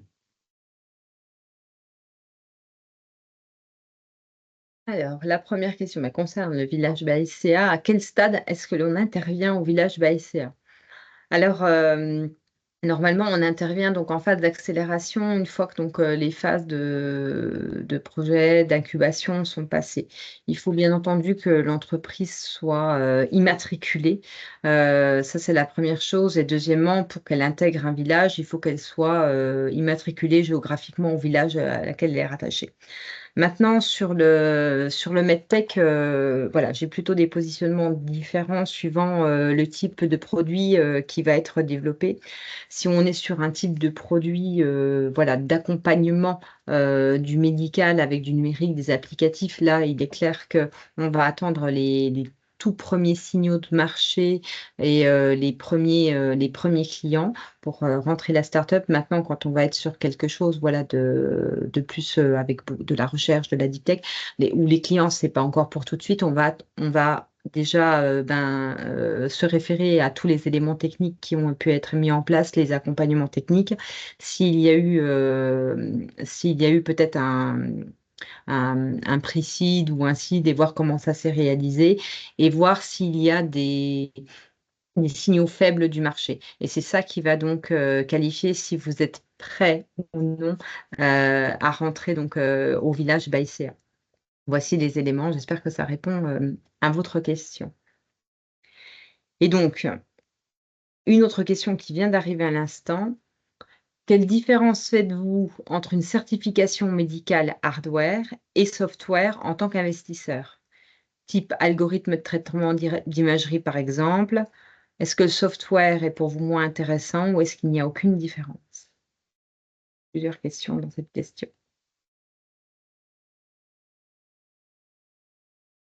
Je crois qu'il y a une question de thèse déjà aussi, effectivement, dans les typologies de projets sur lesquels on se positionne. Pour ce qui concerne Qualicide, effectivement, nous, on s'intéresse aussi au DM numérique, finalement, et donc ces applications numériques santé. Par contre, on va regarder dans notre portefeuille un certain équilibre. Donc, on a effectivement 50%, on a dit à peu près, de nos opérations qui auront une composante industrielle, donc plutôt en tous les cas avec du hardware. Et donc, voilà, pas de 100% numérique santé, mais pas 100% hardware non plus. Donc, il y a pas, voilà, c'est moins intéressant, pas intéressant. Je pense que c'est une question déjà de positionnement en fonction des fonds. Et pour ce qui me concerne. J'aurais tendance à dire que le hardware est plus ce sur quoi on va naturellement, puisque le software, C'est difficile derrière d'avoir des barrières à l'entrée suffisamment fortes, ce que sur le médical, le marché médical de manière classique, vous avez avec les certifications, les brevets, etc. Quand vous développez un produit sur le hardware, c'est beaucoup plus compliqué à défendre. Et donc, c'est sûr que c'est un sujet qui, paradoxalement, est peut-être un peu moins regardé, financé par les fonds d'e-santé. Du coup, il y a un espèce d'entre-deux sur ce marché. Vous n'avez pas vraiment les fonds santé, ils vont pas vraiment. Les fonds de logiciels hardware classiques de software B2B, ils vont pas vraiment. Enfin, sauf si vous avez un projet vraiment exceptionnel et avec beaucoup d'ambition, un très gros marché, voilà, vous rentrez dans des cases pour ces gens-là. Et quand vous êtes dans un peu un entre-deux sur un DM, sur un logiciel qui n'est pas sur un énorme marché, qui va cibler quelques indications. Là, je vois par exemple, on va fleurir beaucoup de sujets dans le diagnostic IA sur plein d'indications différentes. Donc, on voit autant de projets qu'il y a d'indications. Sauf qu'à chaque fois, c'est bien, il y a une super techno, mais on s'adresse à deux, trois pathologies. Petit au final, et donc on voit pas trop quelle est la valeur qu'on va pouvoir créer à terme parce que ça reste quand même compliqué, tout aussi compliqué finalement de les mettre sur le marché, d'aller les vendre, d'aller les placer dans les établissements de santé, etc. Surtout quand on touche à des sujets d'IA, il nous faut tout de suite beaucoup de bases de données, il y a beaucoup d'enjeux spécifiques qui font que c'est pas plus simple de lever que parce qu'on est un software dans le médical, presque même au contraire, quoi. Oui, il y a effectivement, en tous les cas, il y a une grille de lecture qui est différente aussi sur les enjeux en termes d'accès marché, d'interopérabilité. Enfin, il y a des questions vraiment et des sujets qui sont propres à ce volet numérique, effectivement, qui est différent en termes de protection, en termes de barrières à l'entrée. Et souvent, quand on parlait tout à l'heure de timing, il y a souvent un enjeu de timing d'accès marché pour garder, on va dire, ce temps d'avance ou ce temps d'avance qui a été fait sur la base de données, les data, parce qu'on se dit toujours qu'effectivement, un gros player peut faire la même chose, peut-être en peu de temps avec les ressources qu'il a. Donc, voilà, c'est d'autres questions mais pour ce qui nous concerne, nous, on n'écarte pas ces projets-là, mais en espérant que derrière, effectivement, il y ait des investisseurs qui se positionnent pour la suite. On n'écarte pas du tout non plus, hein. On est chez Glimmer, chez Elifen, chez d'autres acteurs comme ça, de ça, Médical, enfin voilà, on a plein de sujets autour du logiciel. C'est juste qu'après, c'est pas forcément les sujets, encore une fois, je disais juste qui ont plus le vent en poupe pour la santé, mais généralement les gens on regarde quand même. Nous, on regarde aussi, mais si la barrière à l'entrée elle est plus sur le marquage CE, les études cliniques, on va plus regarder avec notre fonds CID et série A. Et lorsque la barrière à l'entrée elle est plus au niveau de l'adoption, on va plus regarder avec notre fonds Light. On a notamment investi dans Glimmer. Donc, c'est vraiment deux thèses d'investissement différentes en fonction de deux fonds qui sont complètement différents. Merci beaucoup. Je n'ai plus de questions pour l'instant dans le chat. Est-ce qu'il y a des personnes qui souhaitaient donc poser d'autres questions et qui sont parmi nous, chers auditeurs?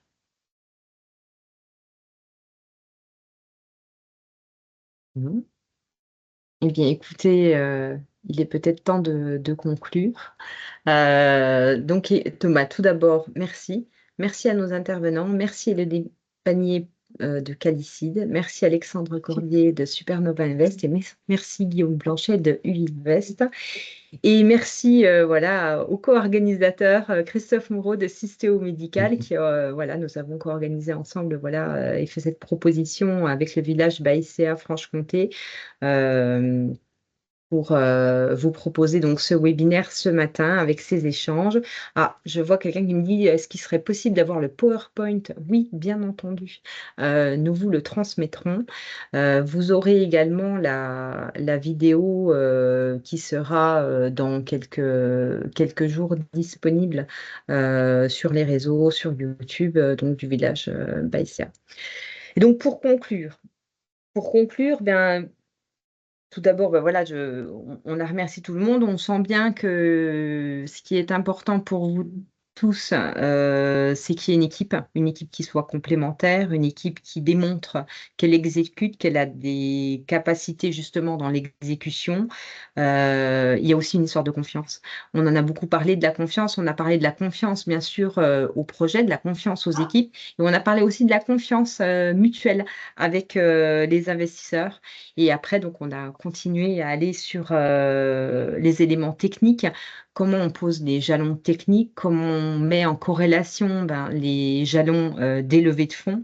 Est-ce qu'on a des réponses, voilà, est-ce qu'on est blanc ou noir? Non. On voit bien que ça dépend des projets. On en a parlé donc en cette fin de session, si on est du software, du hardware, mais qu'avant tout, c'est suivant sur la thèse du fonds qui a été interpellée. Donc nos intervenants, est-ce que vous souhaitez vous aussi voilà, faire part de cette conclusion et apporter voilà, votre vision sur cette fin de matinée que nous venons de passer ensemble? Je me permets de commencer. En tout cas, merci au village également. Merci Laetitia hein, pour l'animation de ce webinaire. Hein. C'est vraiment top et les discussions étaient très intéressantes hein, sur les levées de fonds et merci aux investisseurs.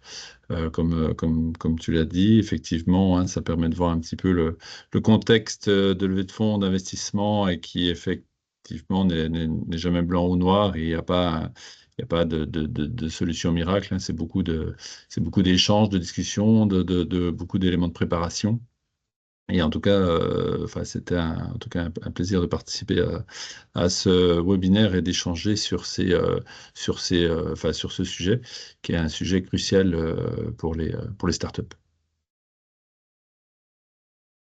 Merci beaucoup et je pense qu'il ne faut pas hésiter à nous envoyer un message sur LinkedIn ou par mail et on sera ravis, je pense, de répondre à vos questions et d'expliquer nos thèses d'investissement et nos différentes spécificités. Mais en tout cas, merci beaucoup pour l'organisation et pour l'invitation. Je vous en prie, avec plaisir. Également, merci pour l'invitation. Ravi d'avoir pu participer à ce webinaire. J'espère qu'on aura pu éclairer certaines questions, certains points donc à nos auditeurs. Et puis, de même, hein, je reste disponible, donc n'hésitez pas à prendre contact via LinkedIn. Je pense que nos coordonnées seront également dans la présentation, peut-être. Oui, donc, tout à fait. avec grand plaisir pour échanger avec vous autour de vos projets. Moi, je vous remercie. Je vous invite tous à venir visiter la Bourgogne-Franche-Comté où vous trouverez un écosystème très bienveillant et plein de belles success stories qui vous accompagneront dans le domaine du dispositif médical. Voilà, donc bonne chance pour la suite. Effectivement, n'hésitez pas à envoyer un petit message.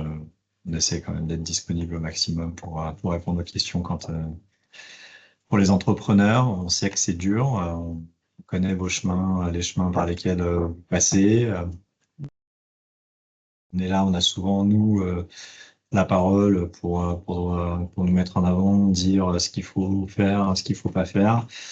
Mais en fait, faut pas oublier que c'est vous qui créez les aventures et qui allez demain révolutionner le monde dans lequel on vit aujourd'hui.